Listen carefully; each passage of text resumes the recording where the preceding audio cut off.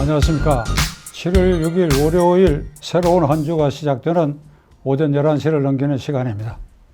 문재인 대통령은 지난 주말에 대북 정책의 실무 책임자들의 인사 교체를 하였습니다.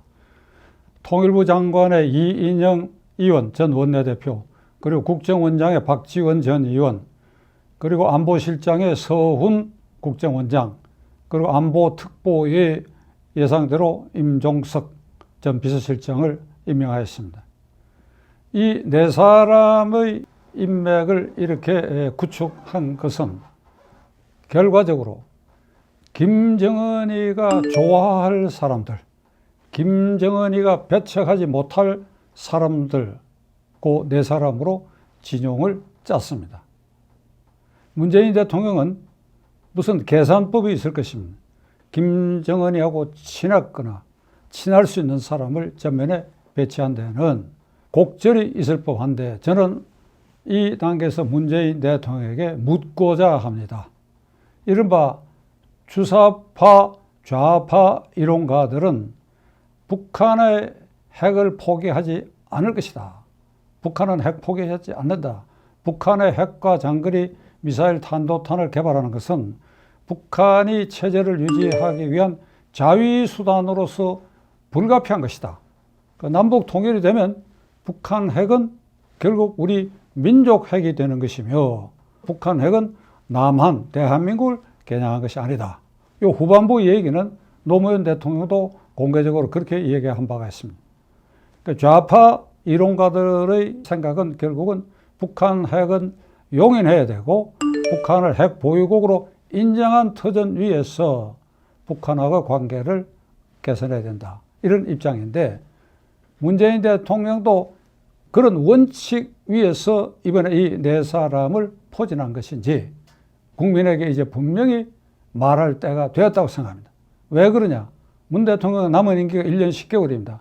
이 1년 10개월 동안에 대북 정책을 이 방향인지 저 방향인지 분명히 본인의 입으로 얘기할 순간이 왔습니다. 우선 국정원장에 내정된 박지원 전 의원은 김정일이 아주 편하게 생각했던 인물이라는 거 잘 알려져 있고, 따라서 그 아들 김정은이도 좋아할 수밖에 없는 사람으로 여겨집니다. 그런데 문제는 그가 햇볕 정책의 실무를 책임지고 대북 정책을 편 사람으로서 이른바 대북 송금 4억 5천만 불과 관련하여 사법 처리되고 장기간 옥고를 치른 사람입니다. 북한의 입장에서 보면 한국의 국정원장, 스파이 대장이 북한의 방첩 활동도 하고, 그리고 이른바 북한 내의 공작원, 이른바 휴민트 조직도 관리하는 그 휴민트 조직이 노무현, 김대중 정권에 이어서 문재인 정권 들어와서 거의 말살됐다는 얘기가 있습니다만, 어떻든 국정원은 북한의 세밀한 정보까지도 취득해서 종합하는 스파이 기관의 임무가 주된 임무인데, 그 스파이 기관장이 북한하고 친하고 대북 송금과 관련이 있어 옥고까지 치는 사람, 얼마나 편하고 만만한 사람이겠느냐. 그리고 박지원 전 의원은 한 달 전에 공개적으로 북한의 핵 포기는 현 단계에서는 불가능한 일이다. 그리고 나아가 종전선언, 그러니까 이런 방향으로 나아가야 된다라고 말한 바가 있습니다. 이런 사람이 북한의 편향된 생각을 그대로 가지고 이번에 국정원장이 된다는 것입니다. 이인영 통일부 장관 내정자와 임종석 안보특보는 제가 지난번에도 말씀드렸지만은 이게 주사파의 맹장 총사령관들입니다. 그러니까 북한 핵은 용인해야 된다. 북한의 입장에서 살펴봐줘야 된다. 이를테면 내재적 한계, 내재적 관찰을 해야 된다. 그러니까 북한 핵을 용인해야 된다. 이런 생각을 가진 사람이 대북 창구의 중요한 자리에 앉게 됐다. 서훈 국정원장도 그 재임 시 일관되게 앞에 말씀드린 것처럼 이게 북한 폐기, 핵 폐기는 당분간 불가능하다. 그러니까 영변 핵시설 폐기에 플러스 작은 거 하나 붙여가지고 그 미국을 달래서 제재 완화 쪽으로 갈 수밖에 없다라는 생각을 가진 사람이 국가안보의 대통령 총참모로서 그 책임자로서 그 자리에 앉게 됐습니다. 따라서 이번에 네 사람의 지나온 과거의 행적 그들의 생각으로 미뤄볼 때에 문재인 대통령은 이들로 하여금 북한이 핵 보유국으로 인정받는 쪽으로 대북 정책을 결과할 수밖에 없다.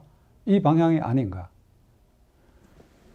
최근에 부쩍 문재인 대통령이 공개적인 발언을 통해서 트럼프 대통령이 대통령 선거 전에 미북 정상회담을 해야 된다라고 공개적으로 거듭해서 얘기를 했습니다.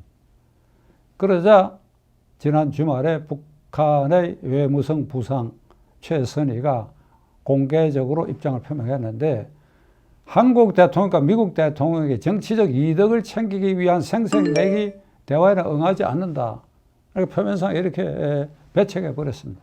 그러니까 미국이 어떤 속내인지 한번 말해봐라. 지금 이제 그런 말이 거기에 포함되어 있는데 개성연락사무소도 폭파하고 문재인 대통령을 거명해서 김여정이가 온갖 욕설을 퍼붓고 하는 이런 굴욕적 상황도 이걸 참고 견디면서 미북 회담을 해야 된다. 그렇게 해서 종전선언도 하고 스몰 딜을 해서 평화 무드를 만들어야 된다. 도대체 문재인 대통령이 뭐 때문에 이렇게 액을 하듯이 매달리고 미국을 끌어들이려고 그러고 이러느냐 이 말입니다. 우리 헌법에는 명백하게 대한민국은 자유민주주의 질서로의 평화통일 정책을 수립해서 추구한다고 되어 있습니다. 문재인 대통령이 지금 보이는 말과 그리고 인사 정책을 통해서 보면 자유민주주의 질서로의 평화통일 정책을 추구할 그런 의사를 포기한 것이 아닌가라는 의혹을 가질 수밖에 없습니다. 우리는 북한 핵을 이고 살 수가 없습니다.